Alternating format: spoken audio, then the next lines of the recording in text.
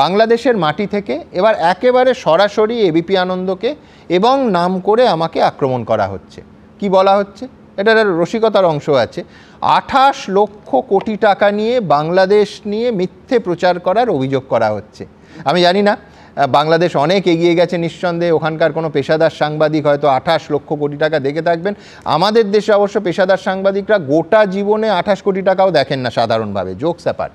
দেখুন, এই কথা যদি জামাতপন্থী মৌলবাদী কোনো শক্তি বলতো, বিশ্বাস করুন আমি তার জবাব দেওয়ার জন্য 30 সেকেন্ডও ব্যয় করতাম না।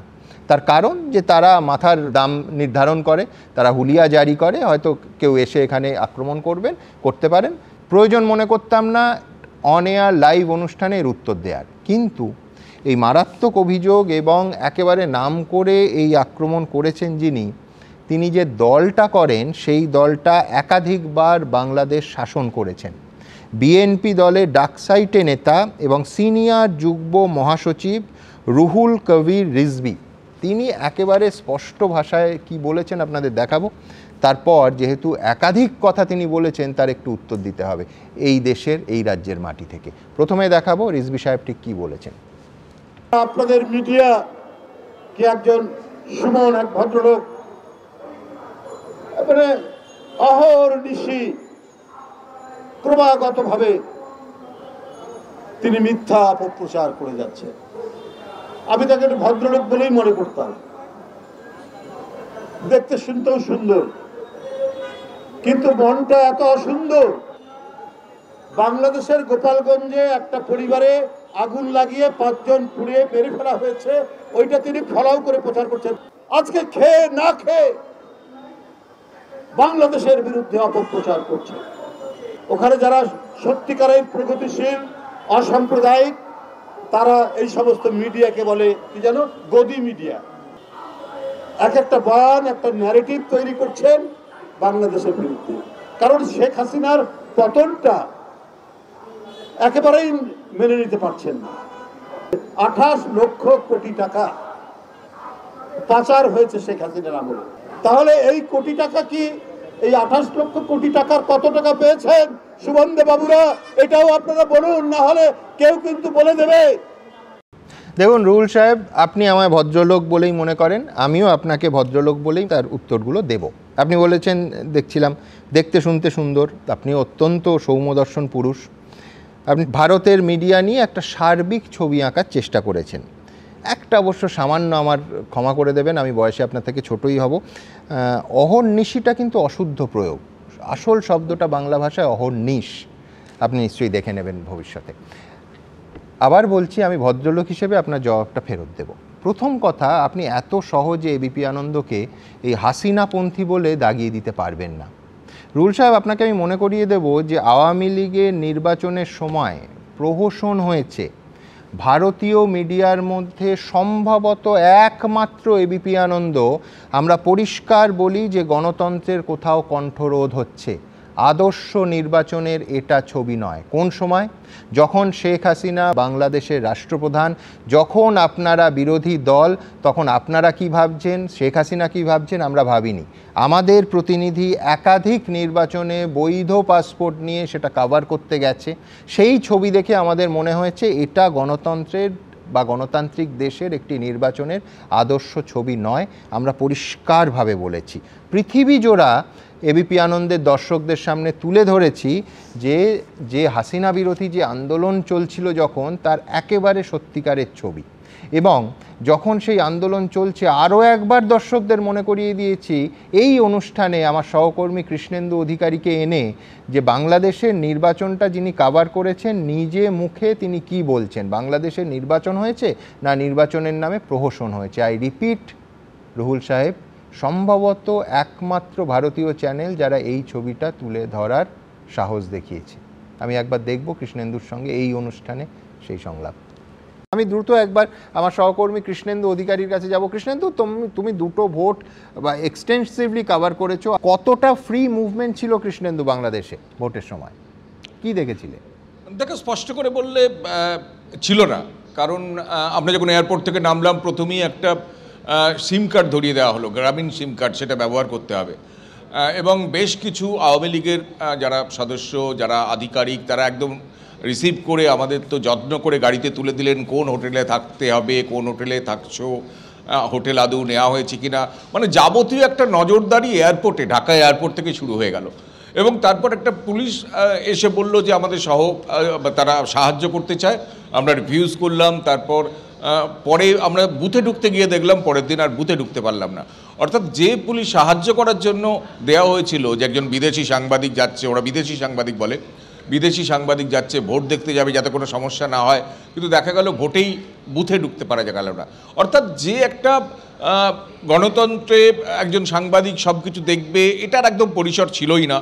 আর ভোট যা হয়েছে তাতে প্রহসন বললেই চলে। শেখ হাসিনা একবার ইনভাইট করেছিলেন আমাদের গণভবনে এবং বিদেশি সাংবাদিকদের ইনভাইট করেন, তা গিয়ে কেমন ভোট এলো সবাইকে বলতে দেওয়া হয়। তা আমরা প্রশ্ন করেছিলাম যে এখানে তো বিরোধীই নেই।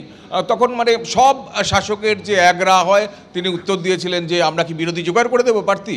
রাস্তাঘাটে চায়ের দোকান, আমরা যে হোটেলে থাকছি সেখানকার রিসেপশনিস্ট, মালিক, যে গাড়ি করে যাচ্ছি তার ড্রাইভার, সবাই দেখি একটা তাৎপর্যপূর্ণভাবে সবাই শেখ হাসিনার বিরোধী।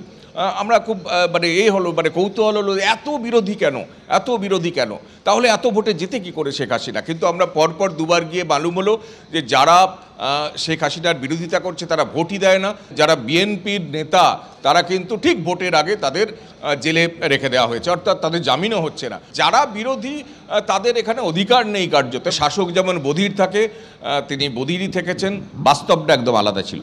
রুহুল সাহেব, আপনি তো বিএনপি দলেরই সিনিয়র যুগ্ম মহাসচিব, আপনি শুনলেন? আরেকবার কি চালাবো?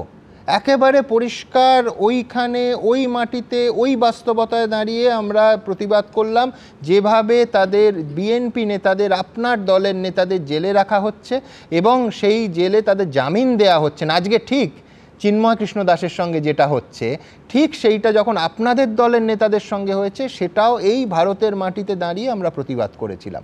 এখানেই শেষ নয়, এরপর যখন ছাত্র আন্দোলন হচ্ছে, উত্তাল বাংলাদেশ, রাজপথে স্বতঃস্ফূর্ত প্রতিবাদ। আমরা বারবার বলেছি যে বাংলাদেশের সরকার, বাংলাদেশের শাসক দল এবং ওই আওয়ামী লীগের যে স্টুডেন্ট উইং, ছাত্রলীগ, তারা যখন ঢাকা বিশ্ববিদ্যালয়ে ঢুকে দিনের পর দিন অত্যাচার চালাচ্ছে, ভাঙচুর চালাচ্ছে, গণতন্ত্রের গলা টিপে ধরছে, রুহুল সাহেব মনে রাখবেন সমানভাবে এই পশ্চিমবঙ্গের মাটিতে দাঁড়িয়ে আমরা তার প্রতিবাদ করেছি। এই এবিপি আনন্দ করেছে, এই সুমন দে, যাকে আপনি আজকে নাম করে আক্রমণ করেছেন, সেও করেছে। আমার সমস্ত প্যানেলিস্ট, তাদের কাছে আমি কৃতজ্ঞ, তারাও বলেছেন, একেবারে গলা খুলে বলেছেন, মানবাধিকার আর গণতন্ত্র যেখানে আক্রান্ত হবে সেখানে এবিপি আনন্দ রুখে দাঁড়াবে, তারা সরব হবে। সেটা যদি বাংলাদেশে হয় সেখানে, সেটা যদি ভারতবর্ষে হয় সেখানে, যদি পশ্চিমবঙ্গে হয় সেখানে। উত্তরপ্রদেশ হলেও আমরা সরব হই, আমরা এখানে এই রাজ্যের আরজিকর হলে সরব হই, আবার যখন ঢাকাতে হচ্ছে তখনও সমান সরব হচ্ছে। আমরা পতাকার রং দেখে বা শাসকের পতাকা দেখে আমাদের সরবতা ঠিক করি না। আমি ঠিক এইখানে ঠিক কতটা কিভাবে আমরা বলেছিলাম, এই ঢাকায় যখন স্বতঃস্ফূর্ত ছাত্র মিছিল চলছে এবং তার ওপর সরকার গুলিবর্ষণ করছে, আমার মনে আছে একদিন কাউন্টার 200-তে পৌঁছলো, 200 জন মানুষের রক্তে রাস্তা ভিজল। এই বাংলার মাটিতে দাঁড়িয়ে এই এবিপি আনন্দ, রাষ্ট্রপ্রধান তখন শেখ হাসিনা, আমরা একই রকম সরব হয়েছিলাম। দেখুন, আপনাকে মনে করিয়ে দিই, সরকারি চাকরিতে কোটা বাতিলের দাবিতে কার্যত রণক্ষেত্র বাংলাদেশ। দফায় দফায় চলছে সংঘর্ষ, বন্ধ স্কুল, কলেজ, বিশ্ববিদ্যালয়, নামাতে হয়েছে সেনাবাহিনী। কিন্তু কেন এমন হবে? কেন পরিস্থিতি নিয়ন্ত্রণ করতে পারছে না সে দেশের সরকার? কেন রক্ত ঝরবে ছাত্রছাত্রীদের? কেন হিংসার আগুন ছড়াবে এইভাবে? কেন 25টা প্রাণ ঝরে যাবে? প্রতিবেশী হিসেবে উদ্বিগ্ন আমরা। একনায়কতন্ত্রের প্রবণতা কি স্পষ্ট এই শেখ হাসিনা সরকার এবং তার কর্মপদ্ধতির মধ্যে পরিলক্ষিত হচ্ছিল? আপনারা লক্ষ্য করবেন যে প্রথম দিন থেকে যখন ছাত্রদের মিছিল হচ্ছে, সেই মিছিলে গুলি চলছে, ঢাকা বিশ্ববিদ্যালয়ে রাতের অন্ধকারে আওয়ামী লীগের গুন্ডা বাহিনী ঢুকে ছাত্রদের মারছে, খুন করছে, আমরা প্রতিবাদ করেছিলাম। তার কারণ হতে পারে সেই শক্তির সঙ্গে ভারতবর্ষের অত্যন্ত সুসম্পর্ক, কোনো অসুবিধে নেই, কিন্তু তার মানে গণতান্ত্রিক পরিসরটা তিনি যথেষ্ট দিচ্ছেন কি?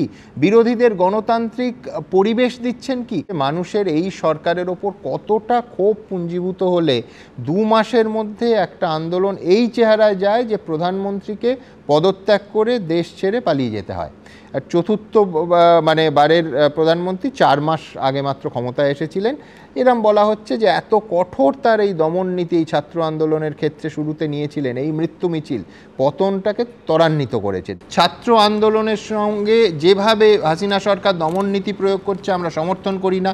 পুলিশের গুলিতে রাজপথ ভিজিয়ে ছাত্রদের মৃত্যু একটি হলেও ভয়ঙ্কর খারাপ, এখানে তো সংখ্যা প্রায় 200 ছুঁই ছুঁই। এই যে প্রাণের অপচয়, এই ছাত্রদের রক্তে ভেজা রাজপথ, এইটা মানুষকে কাঁদাচ্ছে। হাসিনা সরকার অত্যন্ত কঠোরভাবে আন্দোলনকারীদের দমানোর চেষ্টা করছেন, অথচ ক্রমশ আন্দোলন বাড়ছে। মাননীয় রুহুল কবির রিজভী, আপনি শুনলেন? মনে পড়ল কিছু? আমাদের এই চ্যানেলের ট্যাগলাইন হচ্ছে সীমানা। সুতরাং যেখানে গণতন্ত্র আক্রান্ত হয়, যেখানে মানবাধিকার আক্রান্ত হয়, আমরা সীমাটিমা দেখি না। আমরা সমালোচনা করি, ক্ষমতায় কে আছেন আর বিরোধী চেয়ারে কে বসছেন আমরা দেখি না। দেশের মধ্যেও দেখি না, দেশের বাইরে তো দেখি না।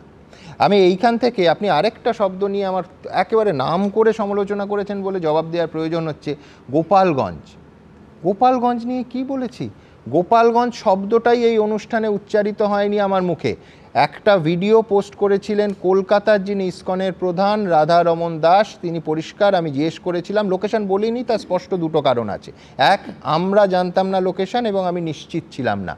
আমরা সনাতনী সাংবাদিকতাতেও বিশ্বাস করি, নিরপেক্ষ সাংবাদিকতা। আমরা নিজেরা কনফার্ম না হয়ে খবর দিই না। ঠিক কী বলেছিলাম, আপনি যেহেতু এতটা আমায় আক্রমণ করেছেন গোপালগঞ্জের কথা বলে, একটু দেখিয়ে দিই।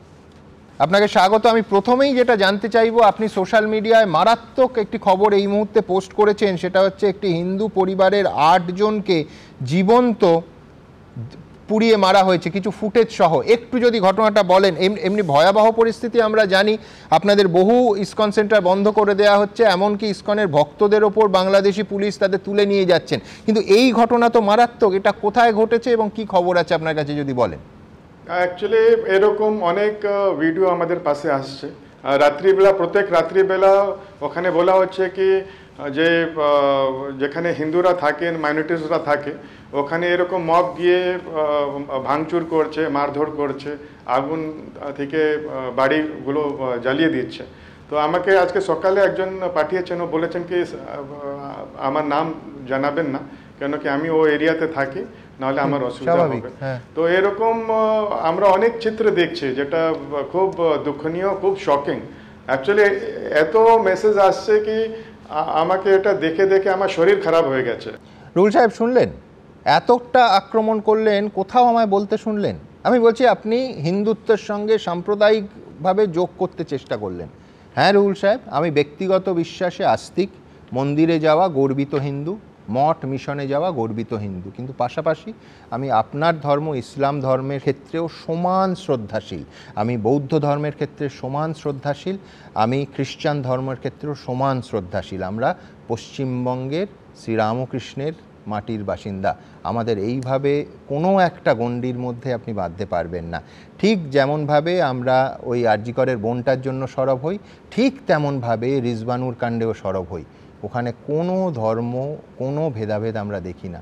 এই ট্যাগটা আপনি এবিপি আনন্দের গায়ে কিন্তু লাগাতে পারবেন না।